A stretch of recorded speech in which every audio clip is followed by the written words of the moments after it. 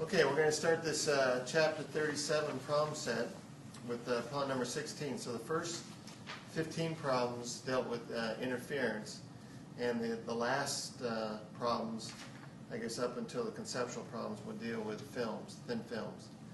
So we'll start with number 16, and it goes like this. 16. Monochromatic light, wavelength of 500 nanometers, is incident on a soap bubble, index of refraction 1.4. What is the wavelength of the light in nanometers in the bubble film? All right. If we have a film, index of refraction 1.4, and you've got this light coming in, the light frequency doesn't change, but the wavelength changes. So that's why the speed changes within the film. So as that light goes in there, the wavelength is shortened. In fact, the wavelength within the index is equal to the wavelength in the vacuum divided by the index of refraction. So it's reduced by the value of the index of refraction. So in this case, if we have 500 nanometers, we'll divide that by 1.4, and 500 divided by 1.4 is 357. So this is 357 nanometers. So the wavelength of that same light within the soap bubble film is 357 nanometers. Monochromatic light, wavelength of 500 nanometers, is incident on a soap bubble, index of refraction 1.4. That is 50 millimeters thick. What is the change of phase of the light reflected from the front surface? All right, we had a similar situation. Some of this light is going to be reflected from this front surface. Well, even more like this, I guess we have done it here. And if we're going from a lower index, let's say the index of air or the vacuum is 1.0 and the index of the bubble is 1.4, if you go from a lower index to a higher index, since the higher index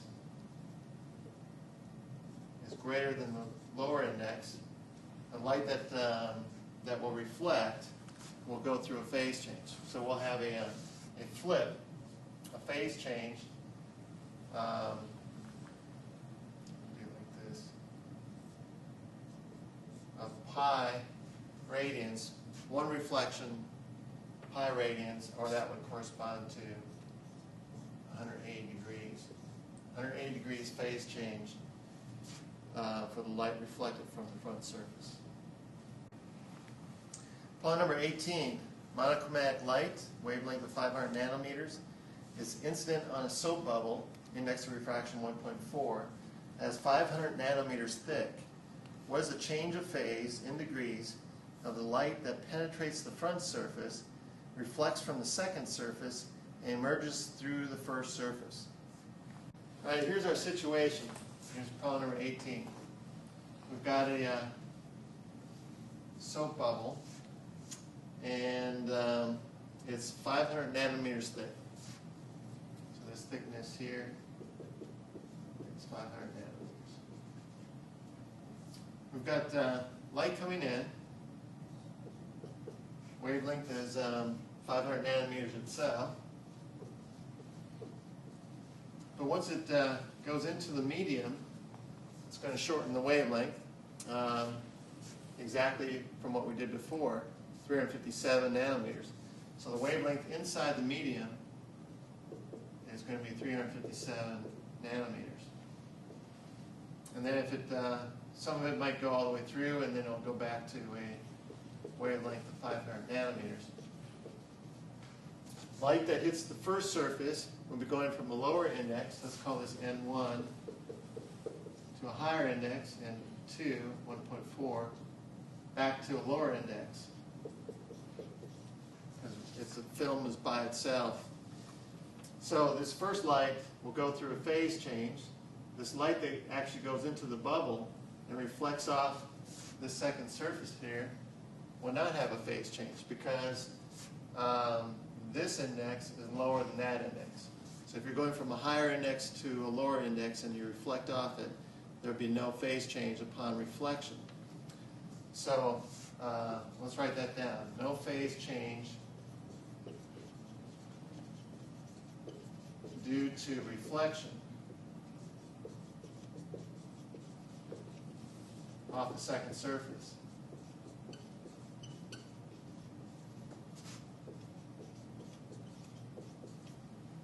There was a phase change on the first surface, but we were asked in this problem only to look at the light that went all the way through, reflected off the second surface. And the question is, when it comes back, what is the change in phase with the original light? So the only factor that's going to be involved in this change of phase is the fact that this light had to travel this extra distance equal to 2t there and back again. So we're going to have a phase change due to path length only.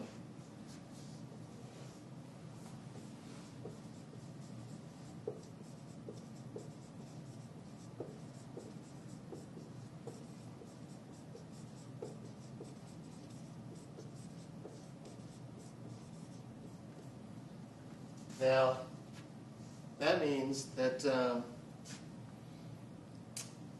our path length is going to be the total distance it travels. That's going to be equal to 2 times the thickness of this film.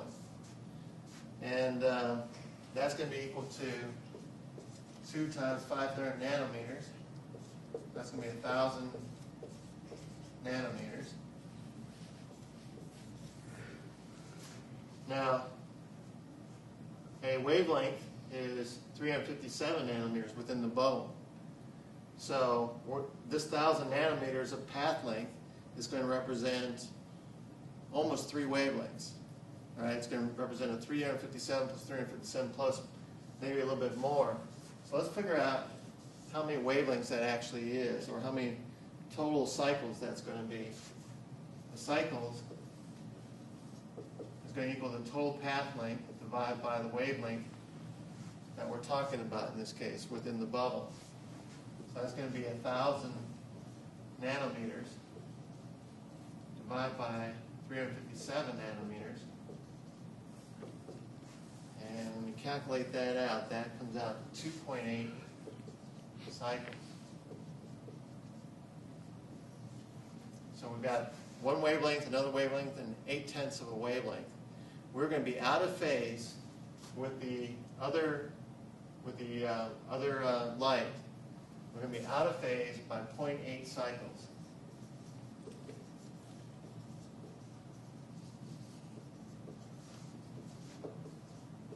At least with the light that's coming in. 0.8 cycles would be a change of phase equal to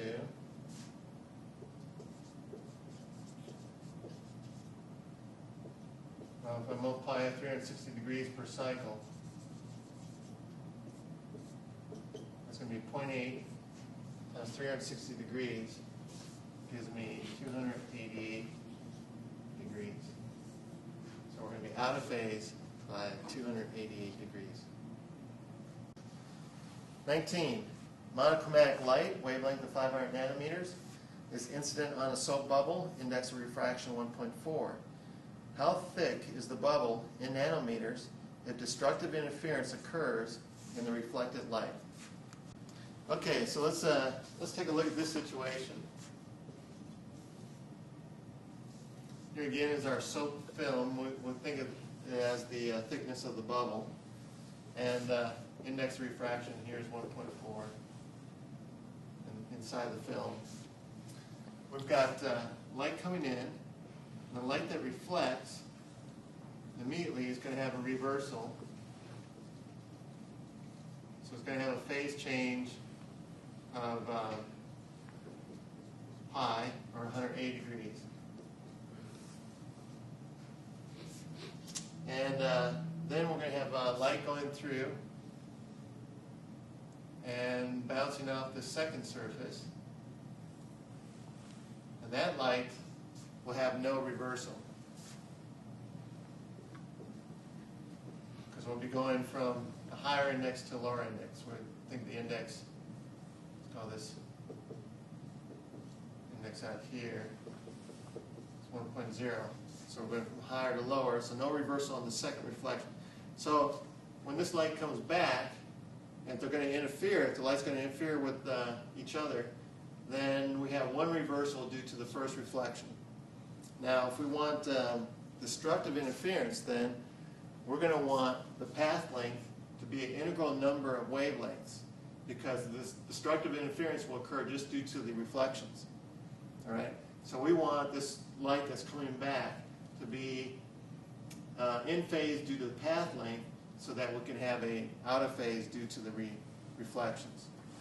So destructive is about to take place if and only if our total distance, so let's say this is the thickness, our total distance, which would be 2t, is equal to some number of wavelengths, or that's the wavelengths within the medium, lambda n, which we determined to be 357 nanometers before, because lambda n is equal to lambda divided by n, which in the previous problem was 357 nanometers. All right. So our thickness then is going to be m lambda n divided by 2. So that's going to be m times 357 divided by 2, which would be 178.6 if I kept my accuracy, 178.6 times m, where m is an integer. So the smallest thickness in nanometers that we can have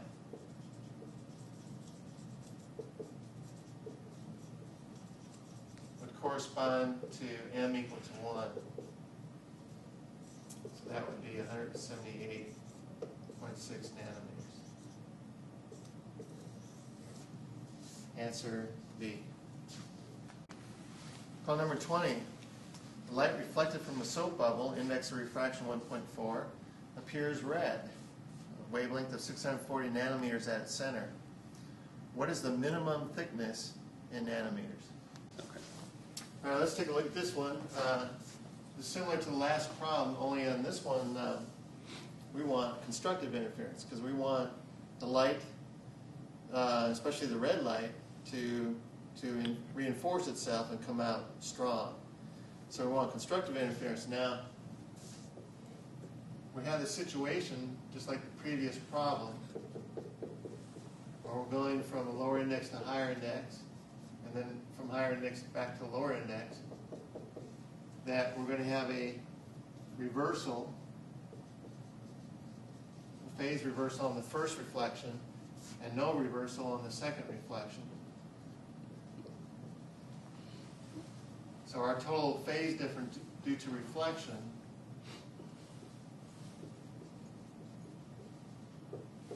is pi, or 180 degrees. So if the path were an integral number of wavelengths, then we'd have destructive interference. What we want is the path to be half a wavelength off. So then, since we have a half a wavelength or a pi phase difference due to reflection, if we can get two half wavelengths of phase difference, then we're back on track, and we're back to constructive interference.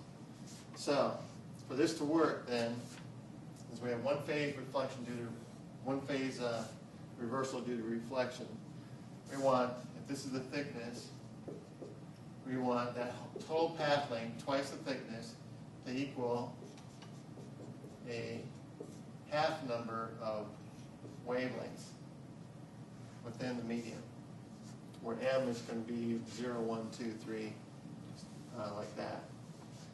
So, let's see, our wavelength within the medium is going to be, well, out of the medium is 640.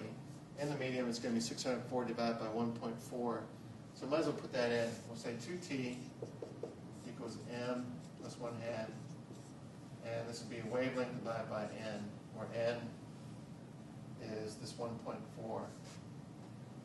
So 2t is m plus 1 half times 640 divided by 1.4. And so if I solve this for t, and we'll say that we'll just look for the thinness thickness, 0, n equals 0, then I'll have t is 640 divided by 4 times 1.4,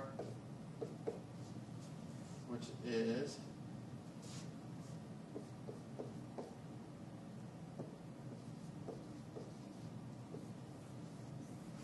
114.3 nanometers. Other thicknesses could apply if I tried different m's there, but this will be the minimum thickness. Problem 21. A thin sheet of plastic, index of refraction 1.6, is inserted between two panes of glass to reduce infrared wavelength of 700 nanometer losses. What thickness in nanometers is necessary to produce constructive interference in the reflected electromagnetic radiation? Well, let's take a look at this one. Let's imagine that we got this space between the glass. So up here we got glass. Index of refraction 1.5, say. And then we got this plastic.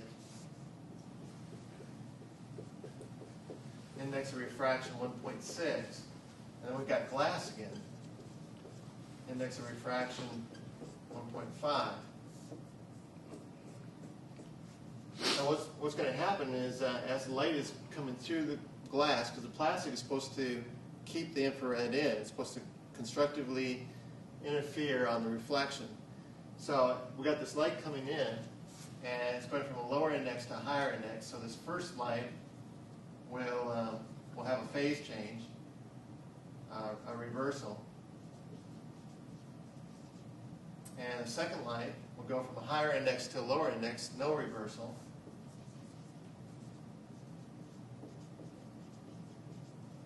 So just due to reflections,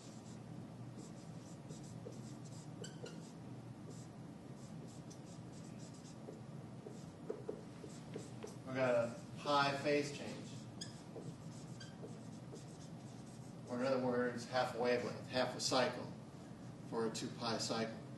So what we need in order to have constructive interference is we need to have the phase change due to path length be another half wavelength. So that we'll have 2 half wavelength cycle changes, which will then create the 2 interfering constructively. So we want the total path length to be equal, in this particular case, an integral number of half wavelengths. For the wavelength of light within the plastic. N2 down there. All right. So let's solve this. Let's assume. Let's go for the smallest thickness. So let's assume m is 0. Multiply both sides by 2 and by the index refraction of the plastic. So we have 2 times 2 times n times t equals the wavelength of the light. Is that what I want? No, I want t. So t is going to equal the wavelength divided by 4n.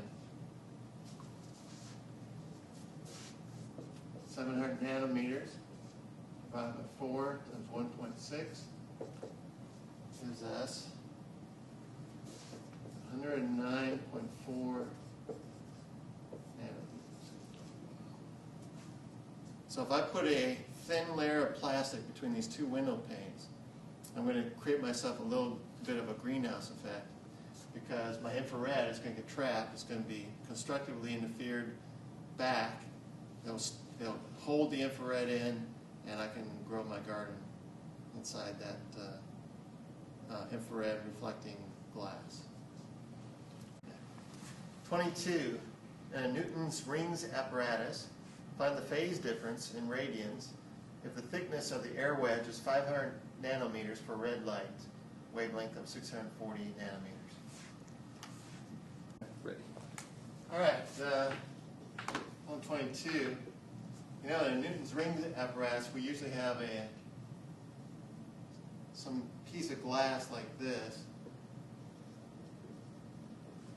And what causes the interference is the light that comes through the glass reflecting off here, and then the light that comes through this air wedge reflects off there, and this light interferes with each other due to the thickness, the varying thickness between the glass and the second surface here. So in this case, so we're talking about going from glass possibly to glass, I guess. So this index here, let's call this N2, is 1.5. Here we have air wedge, so that's 1. If this were the case, then as we go from a higher index to a lower index between the glass and the air wedge, there would be no phase reversal upon reflection because you're going from higher to lower. So there's no reversal there. But going from air to the glass down here, there is a reversal. So in terms of the interfering signals, we will have a phase difference of pi. So we'll have one reversal equal to a pi phase difference due to reversal itself. Now in this case, let's see, the thickness of the air wedge is 500 nanometers. So we're going to find a point where this thickness is 500 nanometers, so our total path length, d, would be equal to twice that thickness. And we want to find the total phase difference for both the path length and the reversal. So we already got a pi going. And this would be 2 times 500 nanometers. That's going to be 1,000 nanometers. We're actually in the air, so let's just see how much of how many cycles that is. The number of cycles would equal the total path difference divided by the wavelength. We're in air itself, so that's going to be 1,000 nanometers divided by, let's see, the wavelength was 640 nanometers. So that's equal to 1.563 cycles, which, if there's 2 pi radians per cycle,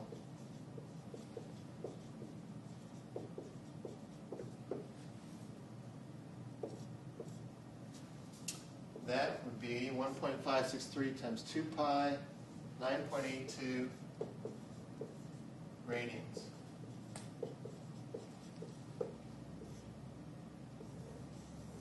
Just due to the path length, we would be out of phase by a total out of phase by 9.82 radians.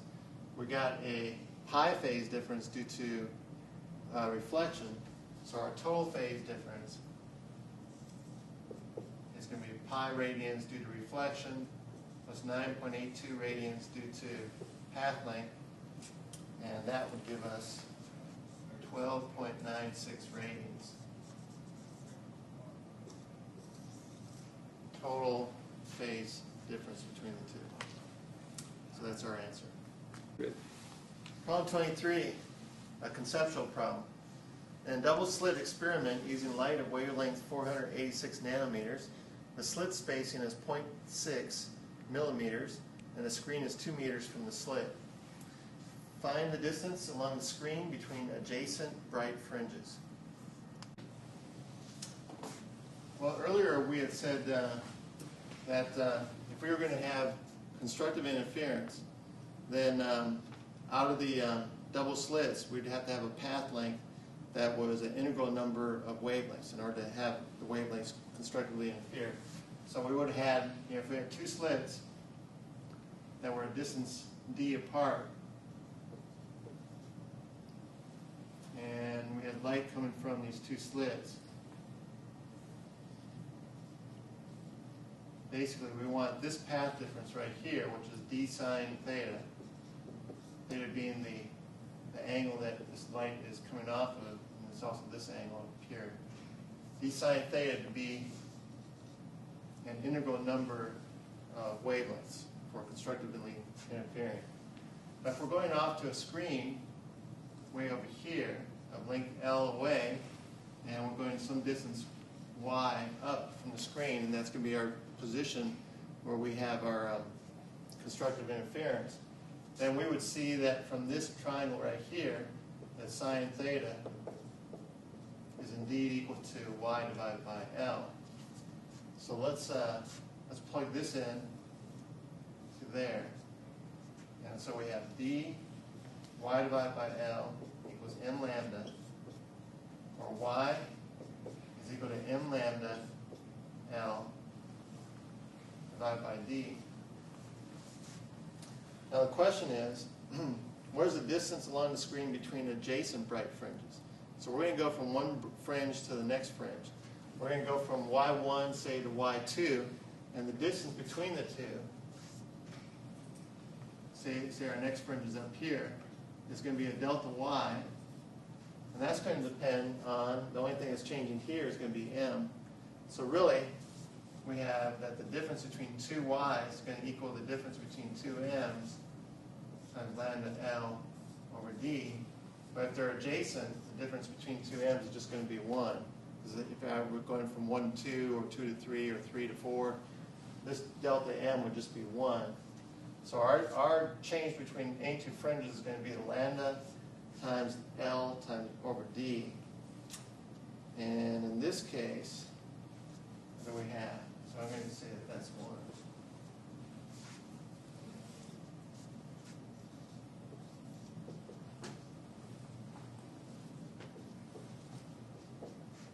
Our length was given as 2 meters.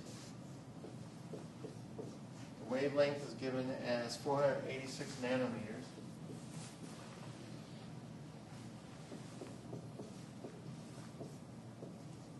And the slit spacing between the two slits, D, was given as 0.6 millimeters.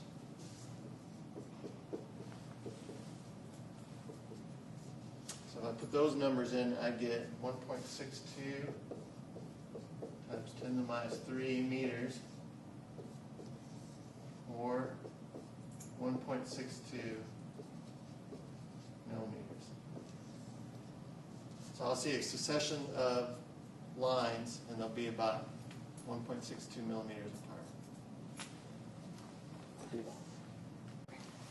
24. Non-reflective coatings for camera lenses reduce the loss of light at various surfaces of multi-lens systems, as well as preventing internal reflections that might mar the image. Find the minimum thickness of a layer of magnesium fluoride, index of refraction 1.38, on flint glass, index of 1.66, that will cause destructive interference of reflected light of wavelength lambda equal to 550 nanometers, which is near the middle of the visual spectrum. Now, problem number 24, we're going to put a coating on flint glass. Here's our flint glass. Well, let's say here's air. Index of refraction 1.0. And our coating is magnesium fluoride.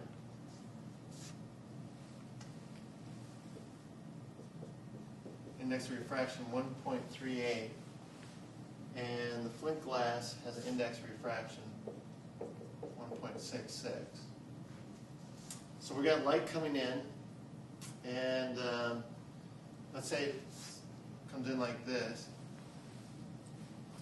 And we're going from a lower index to higher index, so this first light will reverse. We'll have a reversal from lower to higher.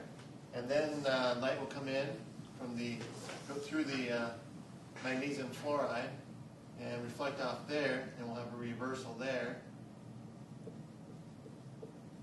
and then we have light going into the glass, like that. So what we want is to have destructive interference between these two light right here. That's a consequence of the magnesium fluoride as a coating. Now, since both of these are going to reverse, we're going to have no advantage as far as destructive or constructive interference with that factor. So in order to have destructive interference, we're going to have to use the thickness of this magnesium fluoride and get our phase reversal that way. So we want that total distance that the extra light's going to travel, which would be twice that thickness. We want that to be a half integral number of wavelengths for the wavelength that's actually within the medium, within the magnesium fluoride. Right? And for this to be, let's say the minimum thickness, let's go with an M that is 0. So we would have that 2T is equal to 1/2. Lambda N is lambda in the air divided by the index of refraction of the magnesium fluoride. So we're going to have 4NT equals lambda, or we want thickness. So we'll go thickness is equal to lambda divided by 4N. For wavelength of light, that is 550 nanometers. Index of refraction for the magnesium fluoride is 1.38. So this gives us 99.6 nanometers. If I put a non-reflective coating of 99.6 nanometers on my flint glass, it will reduce the reflections and reduce, in a sense, the visual glare. Problem 25, a soap bubble, index of refraction 1.35, is floating in air. If the thickness of the bubble wall is 115 nanometers, what is the wavelength of the light most strongly reflected? 25. Here's our soap bubble. And we got light coming in. And the first light is going from an index of 1.0, say, to the index of the soap bubble, which is 1.35. And we can say on the other side that could be air again. So we're going to have a reflection going from the lower index to the higher index. Reversal. No reversal from the higher index to the lower index.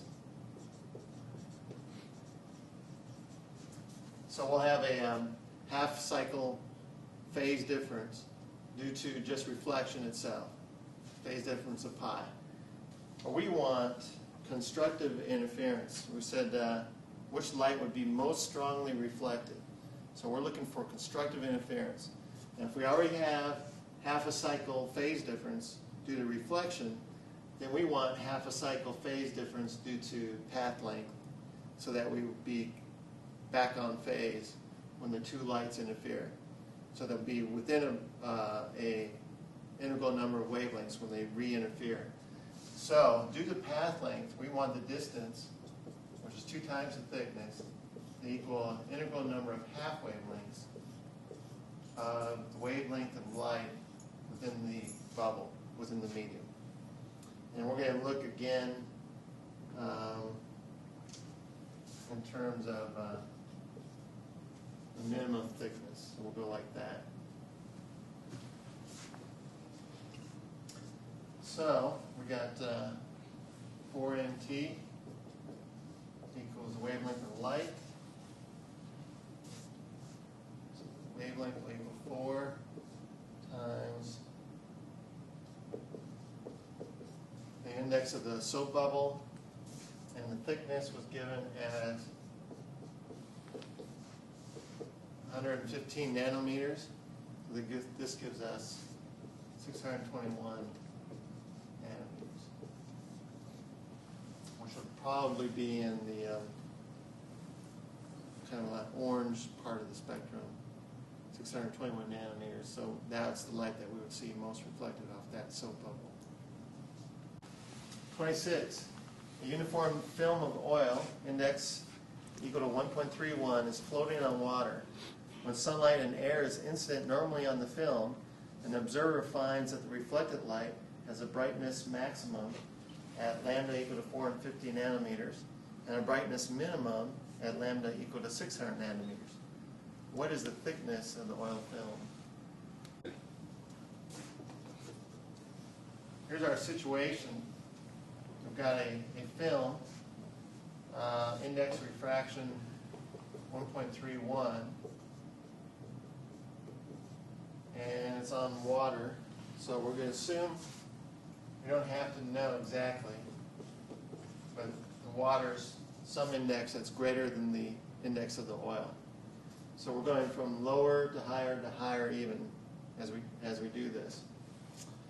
And we want to find the thickness of this oil film, knowing that we have a brightness maximum at lambda equal to 450 nanometers and a minimum at lambda equals 600 nanometers. All right. We are going to have a phase reversal here and another phase reversal here,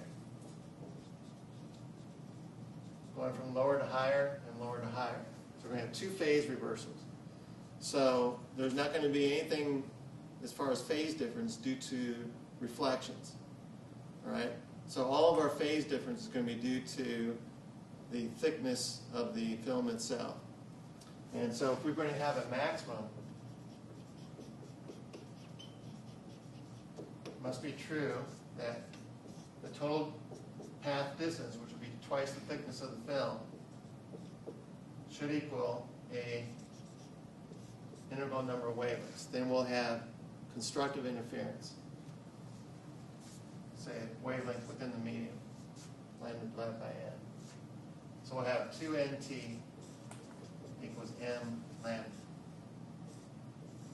where n is the index of refraction of the oil. For a minimum,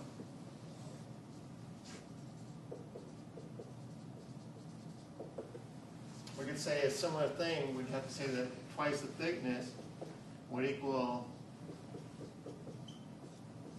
m prime plus 1/2 lambda over n, where m prime is also an integer, in this case starting from 0, 0, 1, 2, 3, 4, but it could be a different integer from this end, all right? Because we don't know exactly which integer is going to correspond to these mixed minimum and maximums. So m prime is an integer, but it's a different integer than m over here. All right? But we do know that in this case, this thickness would equal m prime plus 1/2 lambda over 2n. And this thickness, the other thickness was m lambda over 2n.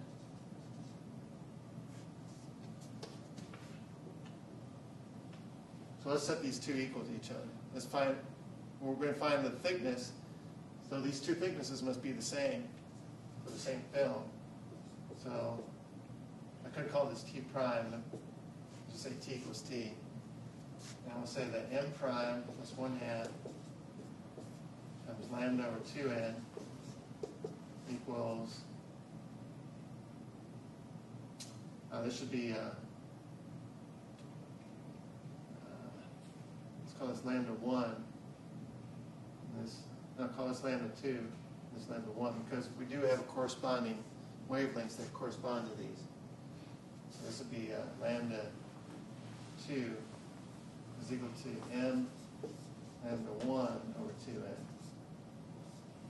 2n's cancel, and our values for lambda 2 and lambda 1 are,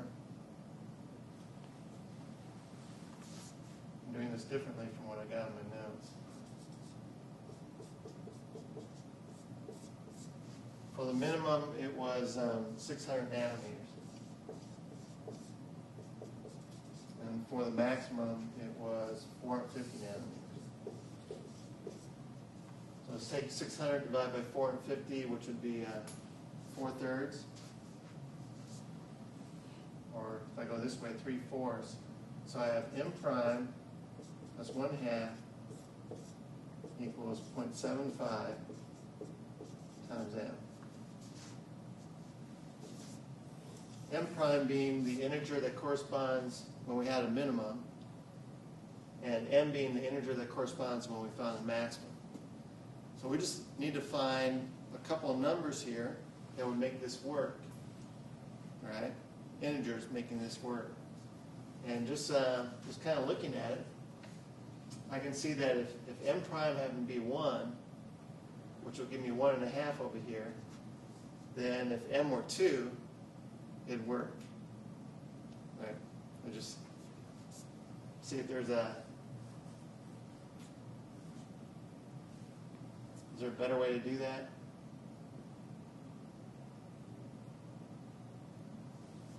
Okay, let's